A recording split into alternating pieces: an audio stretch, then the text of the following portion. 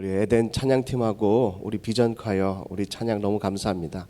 어쩜 이렇게 지금 시국도 시국인 만큼 이렇게 찬양하기가 쉽지 않고 또 예배 드리러 오기가 쉽지 않은데요.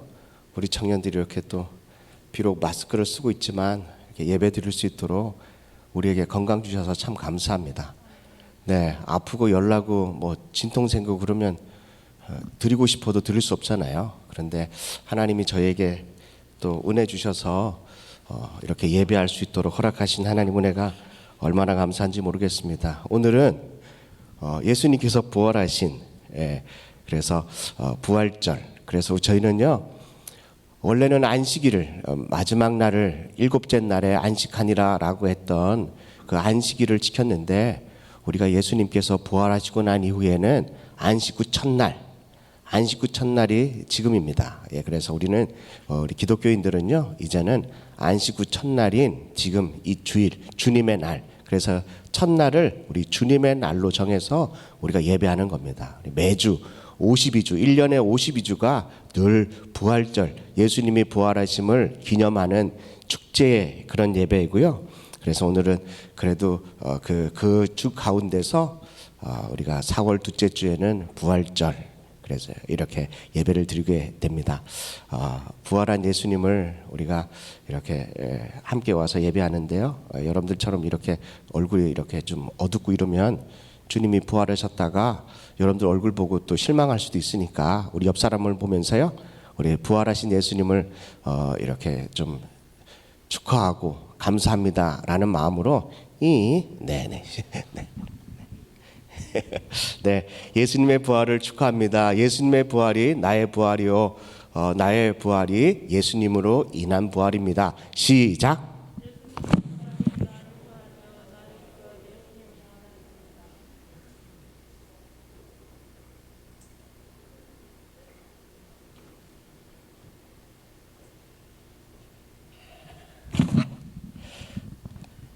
마가복음 16장, 오늘 말씀은 마가복음 16장 9절로 11절 말씀.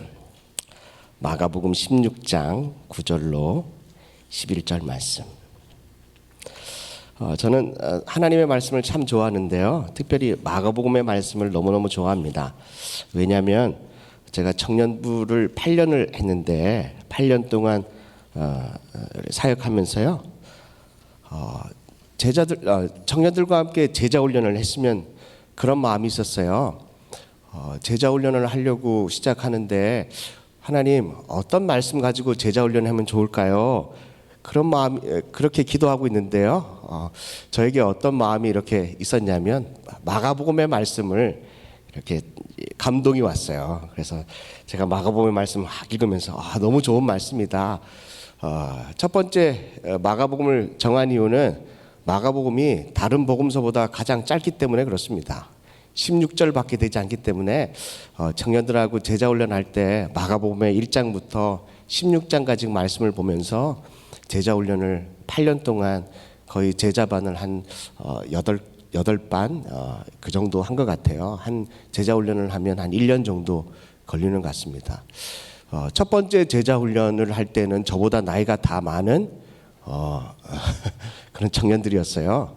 저보다 훨씬 나이가 많고 5명 청년하고 결혼한 게 아니고 참 네네 제자훈련을 했는데요. 그 중에 4 청년이 목회자가 되든지 선교사가 됐습니다. 그리고 두 번째, 하나님 제자훈련을 실컷 시켜놨는데 청년들하고 청년 리더가 돼야 되는데 이거 다 목회자가 되고 선교사가 되니 왜 말입니까? 괜히 헛수고한 거 아닙니까? 그리고 제가 제자 2반, 두 번째 반을 모집하고 그렇게 이제 시작했어요. 그런데요, 제자 훈련이 끝나고 나니까 대부분의 청년들이 또 해외로 또 나가는 거예요. 하나님 앞에 제가 화가 났어요. 하나님, 청년부도 별로 없는데 훈련을 이렇게 시키고 나면 이렇게 우리 청년들을 위해서 또 섬기고 셀리더로 섬기고 이러면 얼마나 좋습니까? 해외로 내보내긴 왜 내보내요? 차라리 절 내보내주세요. 이제 청년들 못 내보냅니다. 그리고 청년들한테 이렇게 얘기했어요. 우리 청년부 300명 되기 전까지는 결혼도 못한다. 제가 그런 얘기를 했거든요. 그랬더니 청년들이 아멘을 안 하더라고요. 네, 진짜로 제가 8년 동안 청년 사역하면서요, 청년들이 결혼한 커플이 10커플도 되지 않더라고요. 근데 제가 청년부 사역을 끝나고 안산으로 개척을 갔는데요, 이제 정창현 목사님이 그 다음 제 뒤로 청년부를 맡아서 이렇게 했는데, 안산에서요 주보를 보니까 심지어는 많은 날은 새 커플 청년들이 막 결혼을 하더라고요. 그랬더니 청년들이요 뭐라고 소문이 났냐면, 오현택 목사의 저주가 풀어졌다, 이때 결혼해야 된다 그러면서요, 노처녀 노총각들이 얼마나 많이 결혼을 많이 했는지 모르겠어요. 우리 하늘비전교회 청년들도 300명 되기 전까지는 네네 결혼 많이 할 수 있길 바랍니다. 그래야 제가 젊은 부부를 맡고 있으니까 여러분들이 젊은 부부에 많이 와서 젊은 부부가 또 부흥되니까요, 이제 결혼 많이 하세요. 네네. 또 아멘 안 하는 거 보니까 또 꿍꿍이 속이 있는 것 같아요. 마가복음의 말씀 참 좋은 말씀입니다. 여러분들이 좀 보시고요, 기회가 된다면 또 여러분들도 말씀을 이렇게 보면서 우리 교회 안에서 또 제자반이 있으면 여러분들이 또 제자 훈련도 하면 참 좋겠고, 우리 지금 정성환 목사님도 함께 또 좋은 모임을 가지고 있으니까 더욱더 여러분들 열심히 신앙생활 하시고, 그리고 청년회 때에 여러분들 존재 자체가, 제가 청년부 찬양을 하고 있는데요, 여기서 이렇게 여러분들이 찬양하는 모습을 보면서 여러분들은 그냥 여러분들의 자체, 여러분들이 있는 자체만으로도 빛나고 너무너무 귀한 분들이에요. 여러분들은 안 믿겠지만 저도 여러분들의 때가 있었습니다. 청년회 때. 근데 그때 청년회 때는, 그때는 잘 몰랐어요. 제가 얼마나 소중하고 존귀한 사람인지. 그런데요, 제가 이렇게 지금 이때가 되고 여러분들을 보니까 그냥 청년들, 여러분들 그 자체, 여러분들이 있는 그 자체만으로도 너무나도 영향력이 있고 아름답고 소중한 분들이에요. 그러니까 지금의 이 청년회 때에 여러분들이 정말 여러분들이 할 수 있는 일들을 최대한 많이 하십시오. 그리고 많은 꿈을 꾸십시오. 그 꿈을 이루도록 여러분들이 많이 기도하고 또 하나님 앞에 의지하고 의탁하십시오. 하나님이 여러분들의 삶을 지켜주실 줄로 믿습니다. 아멘. 자, 말씀을 보시겠습니다. 마가복음 16장 9절로 11절 말씀을 보겠습니다. 9절로 16절 말씀 제가 읽습니다. 예수께서 안식 후 첫날 이른 아침에 살아나신 후에 전에 7 귀신을 쫓아내어 주신 막달라 마리아에게 먼저 보이시니, 진짜 기가 막히죠. 여러분들, 예수님께서요 부활하시고 난 이후에 첫 번째로 하신 일이 뭔지 아세요? 뭘 한 줄 아세요? 전에 7 귀신 들렸던 막달라 마리아라고 하는 그 여인에게 나타나셨다는 거죠. 10절입니다. 마리아가 가서 예수와 함께 하던 사람들이 슬퍼하며 울고 있는 중에 이 일을 알림해 그들은 예수께서 살아나셨다는 것과 마리아에게 보셨다는 것을 듣고도 믿지 아니하니라. 아멘. 오늘 이 본문의 말씀을 가지고 부활의 영광을 가장 먼저 본 막달라 마리아에 대한 말씀을 하려고 합니다.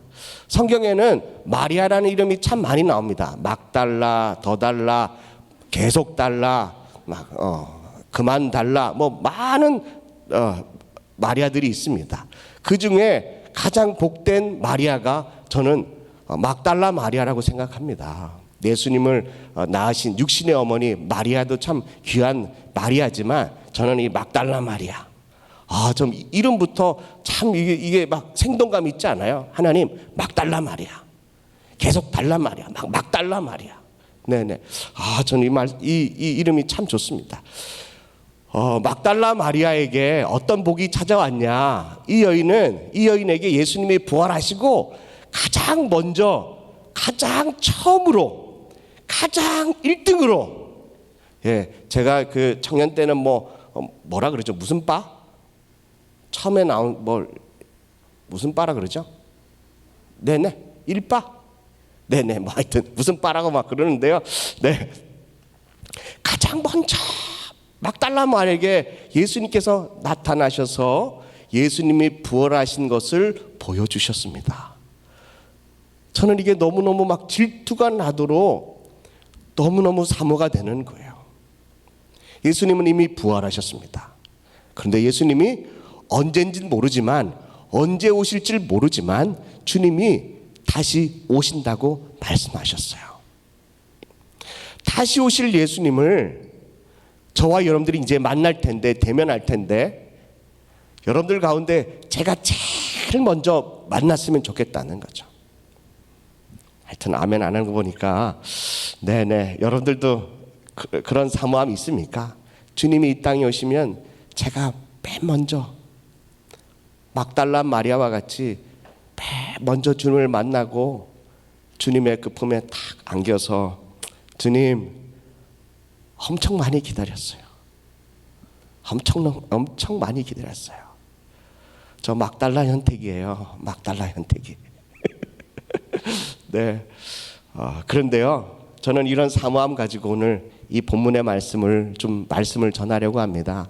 왜 예수님께서 부활하시고 이 막달라 마리아에게 맨 먼저 나타나셨을까라는 거죠. 그 이유가 뭘까라는 겁니다. 그냥 우리가 이 자리에 이렇게 앉아 있다고 해서 예수님이 맨 먼저 만나 주시진 않습니다. 예수님의 그 사역하는 그때에 수많은 무리들이 예수님을 따라다녔거든요. 그때 들판에서요 앉아 있는데 장정만 5,000명이나 모였습니다. 그러면 4인 가족을 하면은 거의 2만 명 이상이 되는 사람들이 예수님이 움직일 때마다, 예수님이 그 동네에 머물 때마다 거의 2만 명 이상의 사람들이 밀집돼서 예수님을 따라다녔어요. 그의 말씀을 듣고 그가 주는 양식을 먹고 그가 치료하는 그 역사를 경험하게 되는데요, 그 수많은 이스라엘에 있던 예수님을 만났던 사람 가운데서 막달라 마리아에게 가장 먼저 부활하신 예수님이 부활하신 예수님을 보여주셨다는 거죠. 왜 그럴까? 예수님이 막달라 마리아에게 가장 먼저 보여주셨을까라고 하는 겁니다. 그렇다면 막달라 마리아에 대해서 이렇게 우리가 좀 알았으면 좋겠습니다. 누가복음 8장 2절 우리 방송실에서 찾아줄 텐데요, 여러분들은 그냥 이렇게 보시고 메모만 하시고요, 집에 가셔가지고 한번 막달라 마리아에 대한 그 말씀을 한번 여러분들이 묵상하고, 또 한 주간 동안, 부활절 2주간 동안 여러분들이 그 말씀을 좀 묵상했으면 좋겠습니다. 누가복음 8장 2절입니다. 우리 다 같이 읽겠습니다. 시작. 또한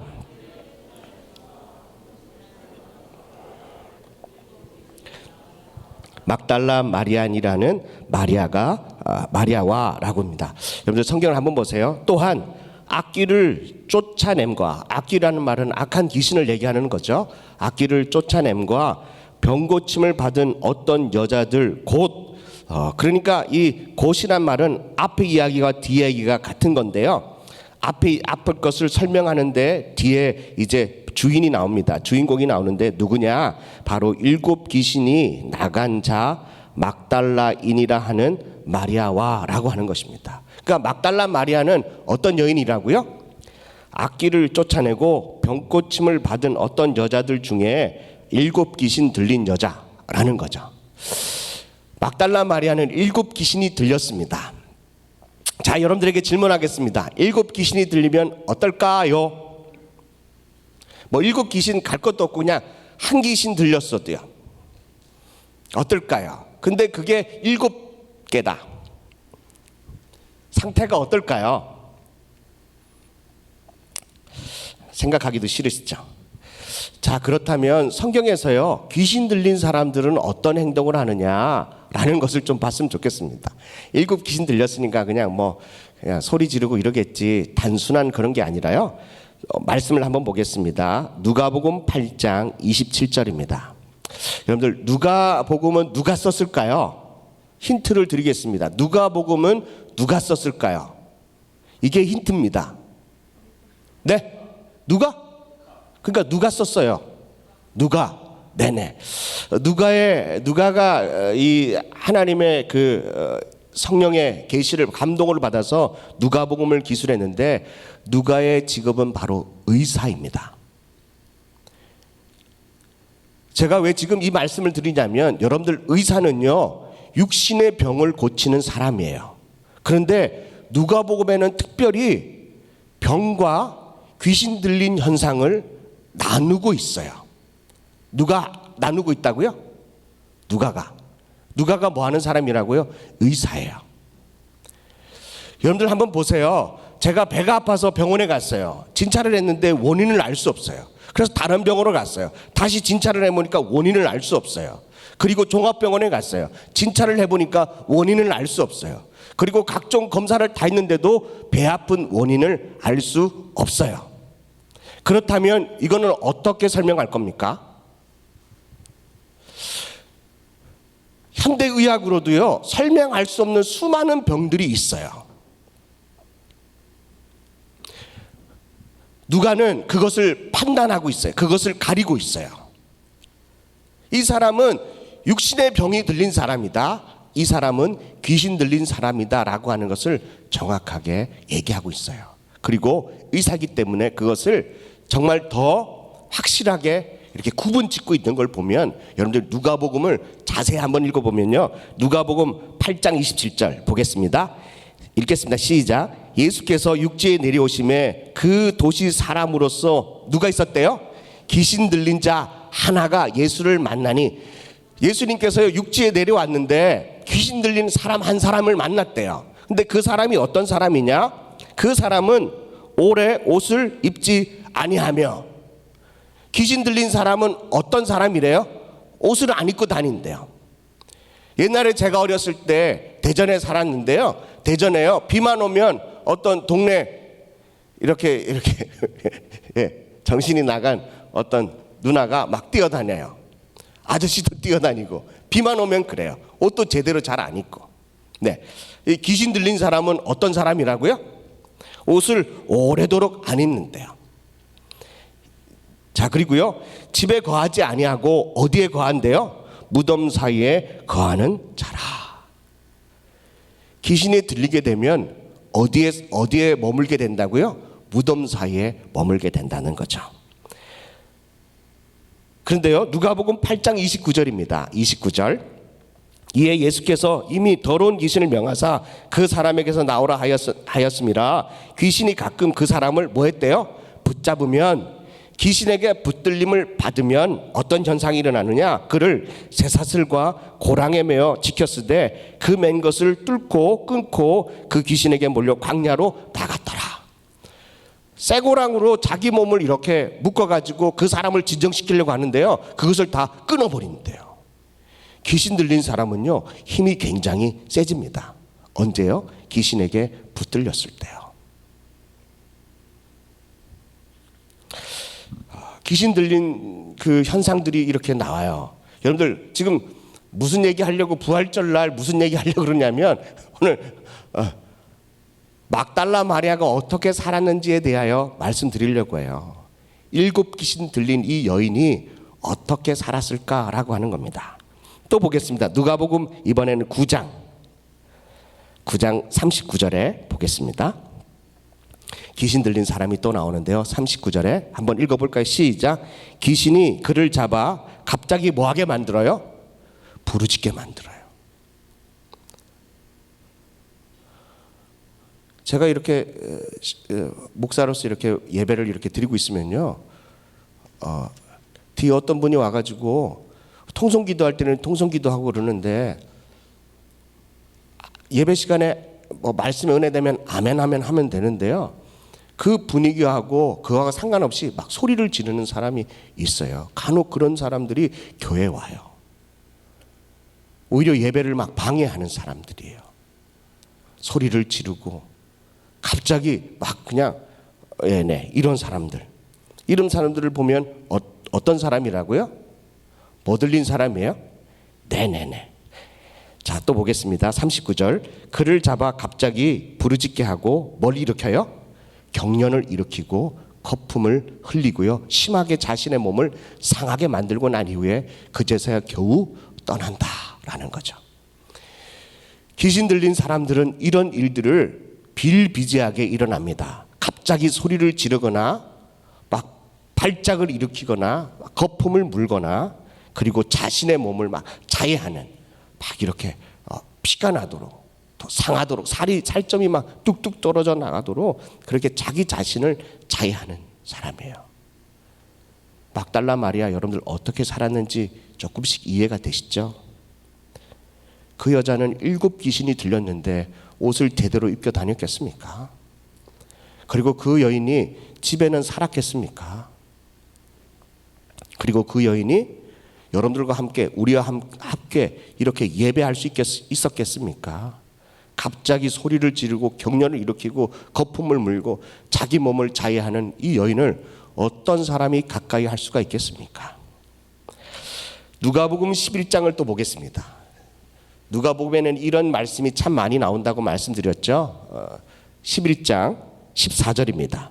예수께서 한 말 못하게 하는 귀신을 쫓아내시니. 여러분들, 귀신이 또, 마귀가 어떤 현상을 일으킨대요? 마귀가 우리를 꽉 붙들면 뭘 못하게 해요? 말을 못하게 한대요.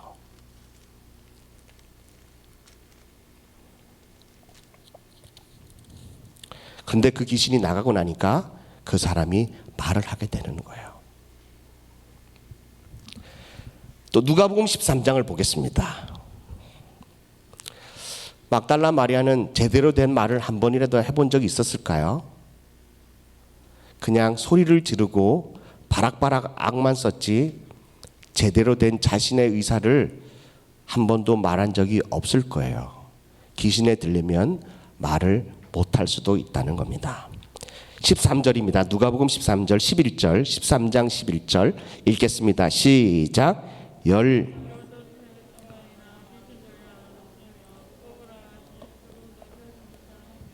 어떤 한 여자가요 18해 동안이나 뭐 했대요? 귀신에 들려서 꼬부라지고 펴지 못했다는 거죠.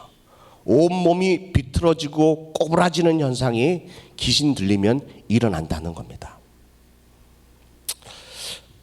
누가는 그 여인을 봤어요. 또 말 못하는 그 사람을 봤어요. 봤더니 선천적으로 말을 못하는 게 아니라 뭐에 눌렸다고요? 귀신에게 눌렸다는 거죠. 또 어떤 사람이 몸이 막 비틀어졌어요. 이걸 보니까 선천적인 뼈의 문제나 아니면 그 질환의 문제 때문에 이런 것이 아니라 마귀에게 눌려서 이런 현상이 일어난다라고 누가 의사가 판단하고 있다는 거죠. 자, 그렇다면 이제 막달라 마리아는 어떤 삶을 살았을까요? 몇 개의 귀신이 붙들렸다고요? 7 귀신. 7이라는 숫자는 성경에는 완전 숫자입니다. 다시 말하자면 이 막달라 마리아가 완전히 악한 원수 마귀에게 붙들려 살았던 여자라는 거죠. 상상이나 가십니까? 막달라 마리아, 이 여자가, 남자도 아닌 여자가 옷도 제대로 입지 않고 소리를 지르고 거품을 물고, 그리고요 동네 사람들이 그 여자를 이렇게 진정시키려고 쇠사슬로 묶었는데요, 그것을 그냥 우두둑 하고 끊어버리면 통제할 수 없는 막강한 힘을 가지고 있는 이 여인, 그리고 자기 몸을 막 자해하면서요, 그러면서 겨우 귀신이 떠나면, 잠깐 떠나 있으면은 잠깐 진정했다가 또다시 그 일들을 계속 반복하는, 말도 제대로 하지 못하고 온몸이 꼬부러져 있는 이 여인.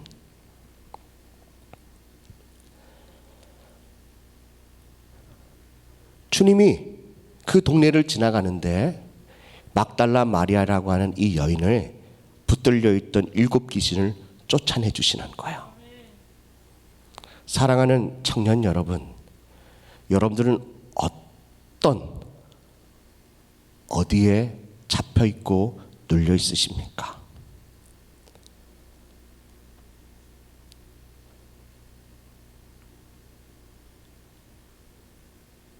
어떤 부분에 여러분들이 악한 원수마귀에게 눌려 있습니까? 오늘 막달라 마리아와 같이 주님을 만남으로 그 눌려있던 그 현상들을 우리 주님이 치료해 주시고 회복해 주실 줄로 믿습니다.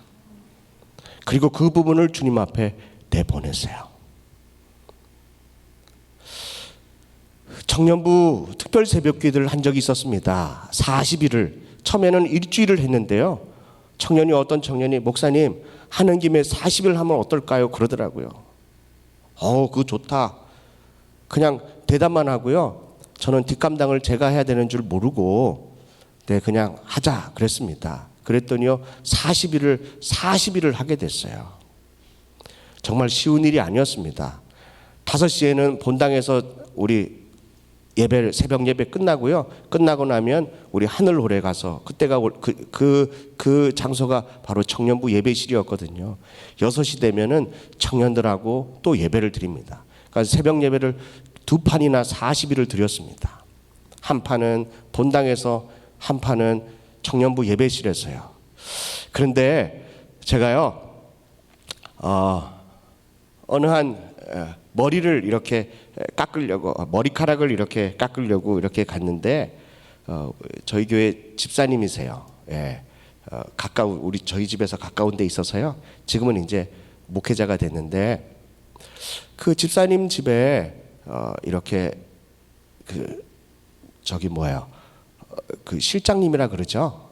원래는 원장이 있고 이렇게 머리를 이렇게 해주시는 분이 계시는데 너무 이렇게 편안해 보이고 이렇게 아름답고 이렇게 이쁘장하게 생긴 실장님이 제 머리를 이렇게 깎아주시면서 뭐라고 그러냐면, 목사님, 제가 목사인 줄 아니까, 목사님, 저는요 성경을 읽을 때마다 희한한 이렇게 현상이 나타나요. 그래요?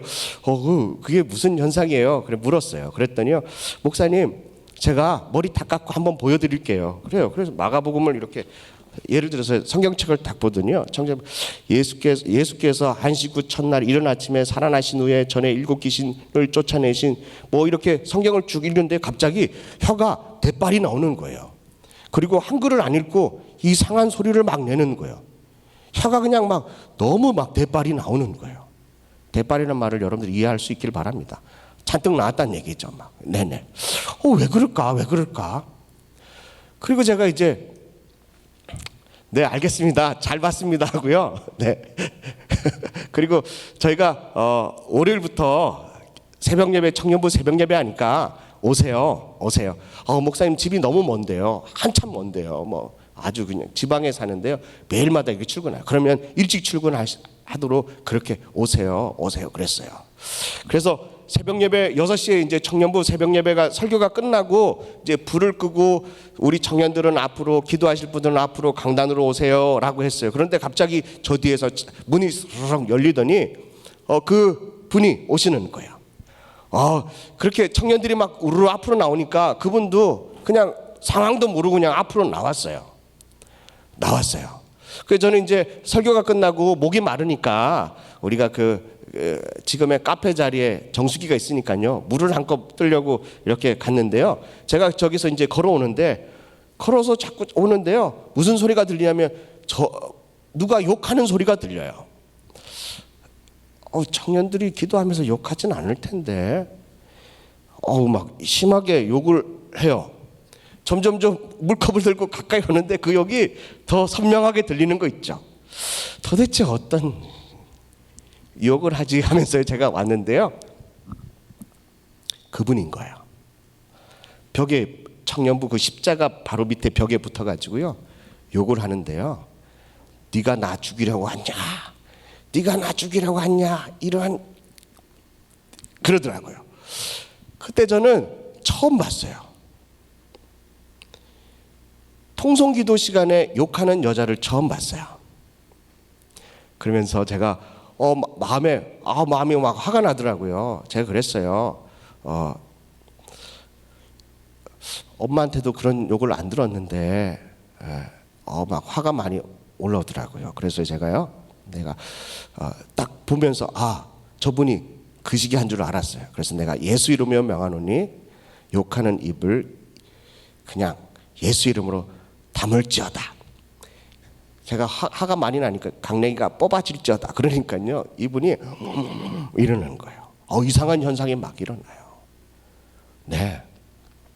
그러면서 일주일 동안 새벽 예배를 쭉 오셨어요. 그리고 그분이 어떤 기도의 제목이 있었냐면 아이를 갖는 게 꿈이었대요. 그게 기도 제목이었대요. 그때 우리 최민선 전도사님, 지금은 목사님 되셨는데 그때 저랑 같이 청년부 하는데요. 그 목사님이 막 기도해주고 함께 기도하고 우리 청년들도 함께 기도하고 그리고 이렇게 일주일이 끝났어요. 그리고 청년부 사역이 이제 끝나고 제가 안산으로 이렇게 개척을 나갔는데 어느 날, 언젠지는 모르겠지만 어느 날 연락이 왔어요. 목사님, 저 누군지 아세요? 반가워요. 제가 목사님 어디 계시는지 알면 인사하러 갈게요. 그래, 저 안산에 와 있어요. 그래서 안산으로 왔어요. 그분을 닮은 이쁜 딸을 안고 왔어요. 사랑하는 성도 여러분, 청년 여러분, 저는 그걸 보면서요, 악한 원수 마귀가 있다라는 것, 그리고 믿음의 사람들을 꽉 붙들어 놓고 하나님의 사랑을 받지 못하도록 왜곡시키는 것이 바로 악한 원수 마귀라는 것을 제가 그때 깨달았어요. 우리 청년들에게도 따라다니는 더러운 악한 원수 마귀가 있을 텐데 그 원수 마귀를 통하여서 여러분들의 마음이 오그라들고 쪼그라들고 말을 못하게 만들고 그리고요 소리 지르고 싶고 막 때리고 싶고 욕하고 싶고 발작하고 싶은 그런 마음의 현상들이 가끔 문득 올 때마다 여러분들의 눈빛을 보십시오. 하나님이 주시는 그 아름다운 청년들의 눈빛이 아닐 때가 있어요. 그럴 때 놀라지 말고 당황하지 말고 여러분들 주님 앞에 기도하십시오. 그리고 선포하십시오.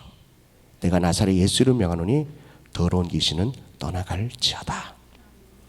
막달라 마리아는 그런 삶을 살았는데 그는 자기 스스로가 그 악한 원수막을 쫓을 수 없을 만큼이나 완전하게 악한 원수막에게 지배당한 사람이었어요.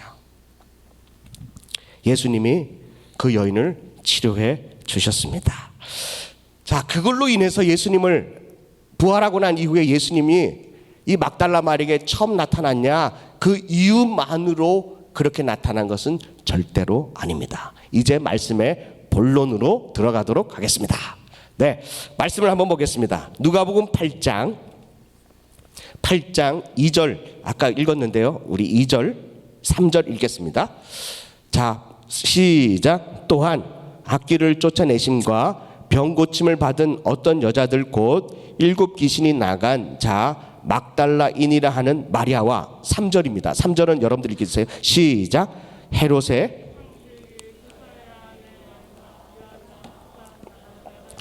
함께하여 자기들의 소유로 그들을 뭐 했대요? 섬기더라라는 거죠.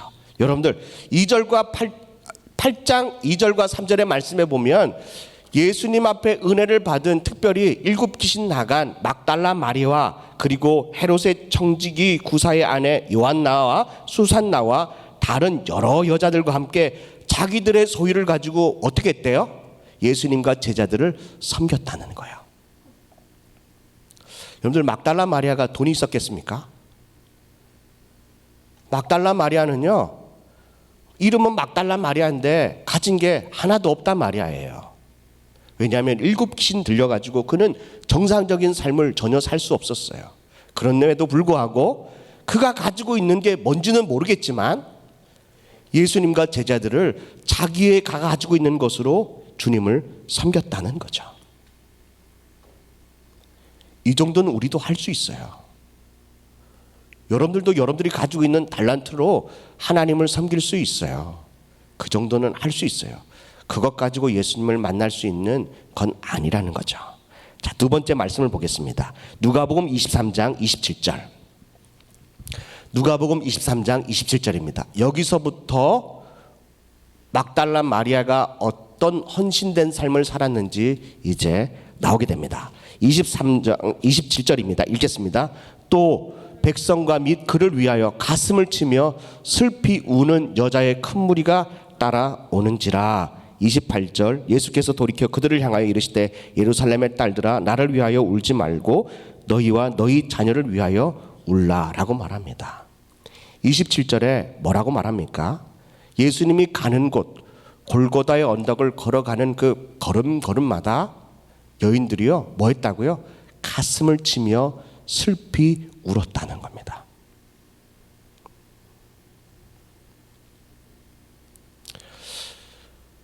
몇 년 전에 어느 한 중동 지역에서요, 청년들과 청년 목사님들과 청년들과 함께 그 선교를 갔다가 납치되었어요. 근데 여차여차해서요, 인솔하신 청년부 담당 목사님이 순교하셨어요. 그때 저녁에 청년들과 함께 셀리더 훈련을 하고 있는데 청년들이 뭐라고 수군수군 대더라고요. 그 제가 이제 성경책을 들고 내려가는데 청년들이 이야기하는 것을 들었어요. 뭐라고 그러냐면 이러더라고요. 야, 얘기 들었냐? 그 교회 청년부 담당하는 목사님, 인솔하신 목사님 순교하셨대. 그런데 옆에 있는 청년이 뭐라 그러냐면, 그래, 청년들이 죽는 것보다 목사님이 죽는 게 훨씬 낫지, 막 이러더라고요. 그때 제가 그 얘기를 듣고요, 제가 이렇게 결심 먹었어요. 청년들하고는 선교 안 가겠다. 네. 여러분들, 주님이 걸어가는 그 길에 막달라 마리아가 가슴을 치며 슬피 울었다는 거죠. 여러분들은 어떠십니까? 우리 하늘비전교회를 위해서, 예수 그리스도를 위해서, 복음을 위해서 가는 곳마다 가슴을 치며 슬피 울고 계십니까? 지금 이 어려운 현상에 대해서요, 가슴을 치며 슬피 울고 계십니까? 그저 학교 안 가니까, 그저 그냥 직장에 안 가니까 에라 모르겠다, 이번 기회에 그냥 집에서 푹 쉬자, 이런 마음을 가지고 그냥 살고 계십니까? 아니면 가슴을 치며 슬피 울고 계십니까? 막달라 마리아는 주님이 가시는 그 길을 보면서요, 가슴을 치며 슬피 울었다는 거죠. 애통하는 자는 복이 있나니 저희가 위로를 받는다라는 것입니다. 요한복음 19장 25절 말씀 거의 다 끝나가니까 여러분들 조금만 참으시면 이제 결론의 말씀을 도달할 수 있을 것 같습니다. 막달라 마리아가 왜 예수님이 부활하셔서 막달라 마리아에게 나타나셨느냐. 25절입니다. 예수님의 그 십자가 곁에는 그의 어머니와 이모와 글로바의 아내 마리아와 막달라 마리아가 섰는지라 라는 거죠. 12명의 제자, 가룟 유다는 자살하고 죽고 없고 11명의 제자는 다 예수님이 잡히시고 그 십자가의 골고다 언덕으로 올라갈 때 다 도망가고 아무도 그 곁에 있지 않았습니다. 그런데 오늘 말씀해 보니까 예수의 십자가 곁에 막달라 마리아가 서 있었다는 거죠. 여러분들 지금 어느 곁에 서 있습니까? 누구 곁에 서 있습니까?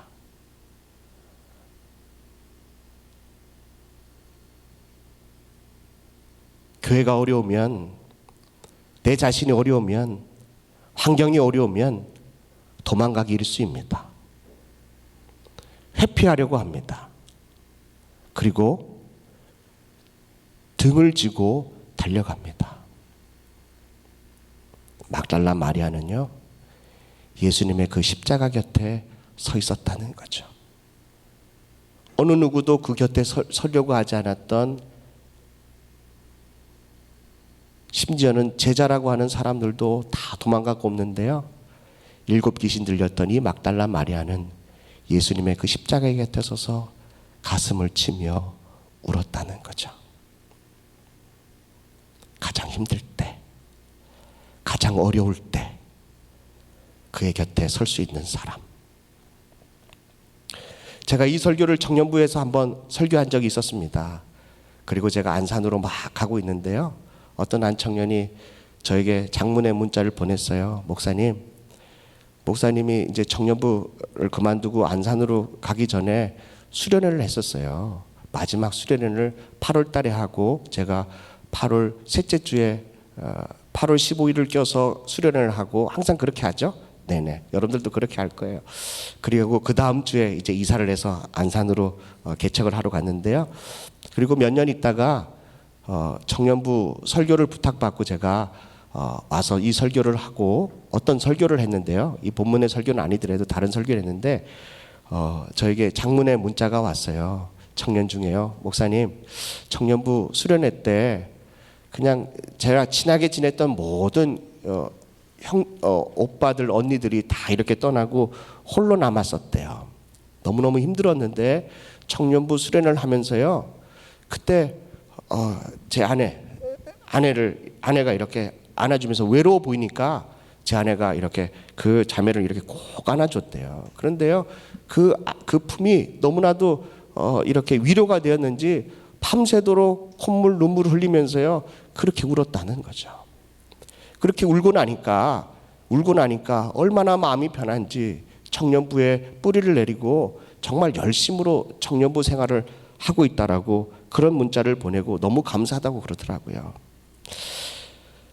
가장 힘들 때 여러분들의 어깨가 필요합니다. 가장 어려울 때 여러분들의 품이 필요합니다. 가장 힘들 때 여러분들의 열정이 필요합니다. 나라에도, 교회에도, 가정에도요. 피하지 마십시오. 도망가지 마십시오.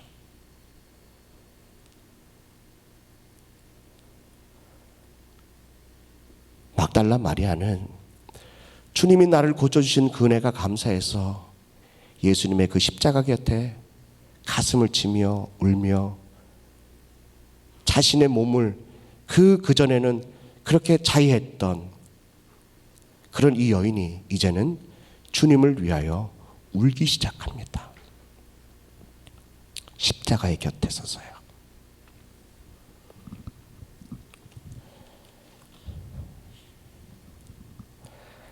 그리고 누가복음 23장 55절 말씀입니다. 23장 55절 56절 말씀 우리 읽을까요? 시작. 갈릴리에서 그 무덤과 그의 시체를 어떻게 두었는지를 보고 56절 시작. 돌아가 향품과 향유를 준비하더라. 계명을 따라 안식일에 쉬더라. 예수님의 그 죽은 시체를요 어디에다가 안치하는지를 보려고 막달라 마리아와 다른 여자들이 무덤이 어디 있는지를 보려고 그곳까지 갔다는 거죠. 살아있을 때는 소망이 있습니다. 희망이 있습니다. 그런데 예수님이 죽었습니다. 예수님이 정말 죽으셨습니다. 그럼에도 불구하고 막달라 마리아는 그 죽으신 예수님의 시체가 어디에 안치되는지를 보려고 조심스럽게 뒤를 따라 갔다는 거죠. 많은 청년들이 이렇게 이야기를 해요. 세상도 희망이 없고 교회도 희망이 없다. 정말입니까? 그럼 여러분들에게는 어떤 희망이 있습니까? 여러분들은 어떤 희망을 가지고 계십니까? 막달라 마리아는요, 예수님이 죽으셨어요. 여러분들 죽었다는 것은 이제는 더 이상 소망이 없다는 거예요. 그럼에도 불구하고 막달라 마리아는 죽으신 예수님을 따라갔다는 거죠. 많은 사람들이 소망이 없다고 그래요. 희망이 없다고 그래요. 절망이라고 그래요. 그런데 믿음의 청년들은 그럼에도 불구하고 주님을 따라가야 된다는 거예요. 그리고 요한복음 20장 1절 2절입니다.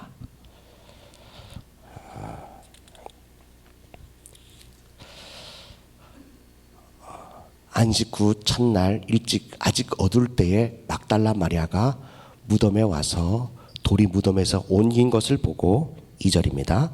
시몬 베드로와 예수께서 사랑하시는 그 다른 제자에게 달려가서 말하되 사람들이 주님을 무덤에서 가져가다가 어디 두었는지 우리가 알지 못하겠다 하니라는 거죠. 그가 향품을 준비에다가요 예수님의 시체에다가 그 향품을 바르기 위해서 그 중동 지역은요 너무나도 뜨겁기 때문에 시체가 이 죽은 시체가요 빨리 부패가 돼요. 그래서 사랑하고 존경하는 사람들의 몸에다가 향품을 뿌리는 그런 관례가 있어요. 근데 안식일에는 아무것도 하지 말라고 하는 그 이스라엘의 그 안식일 규례가 있기 때문에 아무것도 하지 못하다가 안식일이 딱 지나고 난 새벽 일찍 예수님의 무덤에 찾아갔는데 예수님이 없다는 거죠. 그런데요, 마가복음 19장 9절입니다. 오늘 읽은 본문의 말씀입니다. 결론의 말씀입니다. 19장 9절입니다. 오늘 읽은 본문의 말씀인데요, 예수께서 안식 후 첫날 이른 아침에 살아나신 후에 전에 7 귀신을 쫓아내어 주신 막달라 마리아에게 뭐 했대요? 먼저 보이셨다라는 거죠. 말씀을 정리하려고 합니다. 여러분들, 정말 여러분들 주님을 만나고 싶으십니까? 부활하신 주님, 그리고 다시 오실 주님을 가장 먼저 만나는 그 영광된 막달라 마리아와 같은 그런 삶을 원하십니까?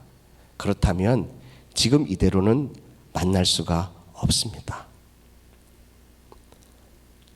그는 끝까지 골고다의 언덕에 가면서 가슴을 치며 슬피 울었고요. 막달라 마리아가 예수님께서 고쳐주신 그 은혜 감사해서 정말 아무것도 없는 그의 삶에 자기의 소유를 가지고 주님을 섬겼던, 그리고 그 예수님의 그 십자가의 곁에 서 있었던, 그 예수님의 시체를 어디에 안치했는지를 보려고 그 무덤가에 갔던 그 여인, 그리고 그가 향품을 준비하다가 예수님의 몸을 바르려고 안식일을 정말 주님만 생각하면서요 그 향품을 들고 주님 몸에 바를 것만을 생각했던 그 여인, 안식 후 첫날에 무덤에 갔는데 그곳에서 예수님이 부활하신 예수님을 만나게 됐다는 거죠. 여러분들 부활절을 어떻게 준비하고 계셨습니까? 우리는 청년부 예배는 3시에 예배 드리니까 새벽부터 뭐 하고 계셨습니까? 아니, 어제부터 어떤 걸 준비하셨습니까? 부활하신 예수님을 위해서요. 우리 하늘비전교회 정말 주님의 청년들이 예수님을 이렇게 만날 수 있는 믿음의 형제 자매들 될 수 있기를 주님의 이름으로 간절히 축복합니다. 기도하겠습니다.